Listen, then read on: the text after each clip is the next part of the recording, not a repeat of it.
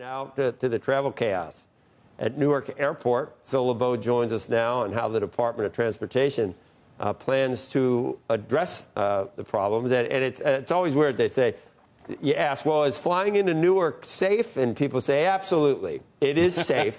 But we want to make it safe. We want to make it safer. What does that mean? Safer than you sound like Homer Simpson when he was the safety instructor and he said, right. Safen up. When he was walking around saying to everyone, safen, hey, you over there, safen up. I remember that. Got great minds, Phil. One of the all-time great Simpson episodes. Let me run down. Joe, we're down here in your favorite city, D.C. Why? Because later today we'll hear from the Secretary of Transportation. Yesterday, the FAA gave an outline in terms of steps that are being taken. And we talked about it at the end of Squawk Box yesterday. These are the steps that are being taken immediately to shore up situation at Newark Liberty Airport.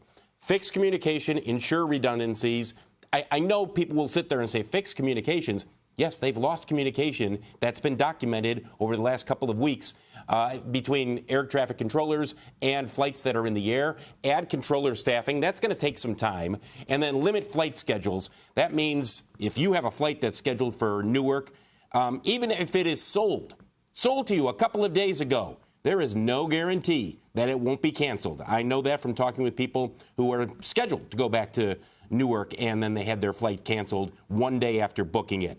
The arrivals, they're seeing lengthy delays. Looking at anywhere between 3 to 4 hours.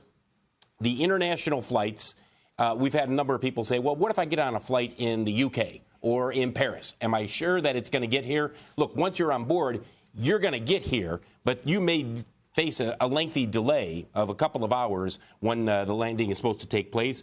4 controllers took leave last week following the incidents involving lack of communication, or I should say the loss of communication, where up to 90 seconds they lost communication with some of the flights that were en route. That's part of what's exacerbating the situation in terms of the shortage of controllers. And so when you take a look at United, they have said, hey, let's limit the number of flights into Newark. Strange as it sounds, guys, this is not a slot-controlled airport where they can say 77 flights an hour or 81 flights an hour. Pick your number, whatever is safe. And as a result, United says other airlines should also be limiting their schedules. United, by the way, has cut back 35 daily Newark flights. But look, this is, at this point, an honor system. United says, we're doing this. Others should do it as well. There's nobody forcing them to do that. Let's see if that changes. We'll hear from the Secretary of Transportation a little bit later on today. I think it's going to be a little bit more detailed in terms of the steps that are going to be taken, not just with Newark, but there's a broader issue. Guys, we have talked about this. I've talked about it for more than 25 years on CNBC. It is an outdated system that needs to be fixed. Full stop. Yeah. Whether you're Republican, Democrat, full stop. Fix it. I wrote something about that. Put the money aside. I wrote something about that for Fortune 15, 18 years ago. I remember writing a column on that. At that point, it was described as being absolutely critical. Nobody has listened for all of these years. I have 2 questions for you. One, maybe for travelers or business travelers who are thinking about these things.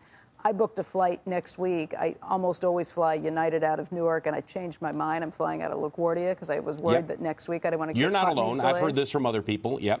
So I booked a flight out of United and Newark, out of United for the end of the month. I booked and went back. Is that too soon to go back? And what kind of a problem does that create for United when you have United frequent flyers who are like, forget it, I'll fly anywhere not to fly with you? A couple of things here. You got a lot of questions in there. First of all, is it too soon? There is a runway that is under construction at Newark. Probably the middle of June, it comes back online. So that will assist handling the flow of flights in and out of Newark. That's one of the other factors that has hurt and caused a lot of the cancellations. In terms of whether or not it's too soon with United or somebody else, I don't know what to tell you, Becky. I know somebody who booked a flight to Newark yesterday, scheduled for today, yesterday. They got a note last night saying their flight was canceled. Oh, man. I mean, so how big of an impact does this have? Because we talked to Uber CEO Dara Khosrowshahi yesterday. He said they've seen it in the last week and a half. They've seen Ubers drop out of Newark because people are not flying in and out of there. They're taking other places. So if this is a huge hub for United, is this going to impact their numbers directly, too? It will. It will have some impact on United. To what extent, it's hard to say because it's their third largest hub. So there will be an impact. But you're not alone in terms of the number you and others have made the decision, I'm not going to go to Newark. And I don't know how long that's going to take to change that, Becky. It's going to take, once these changes are put in place and you don't hear the horror stories anymore because people don't want to put up with it. Wow. Bad. And you're right. This has been years and even decades in the making. Phil, thank you. We're going to be watching very closely later to hear what the plan sounds like.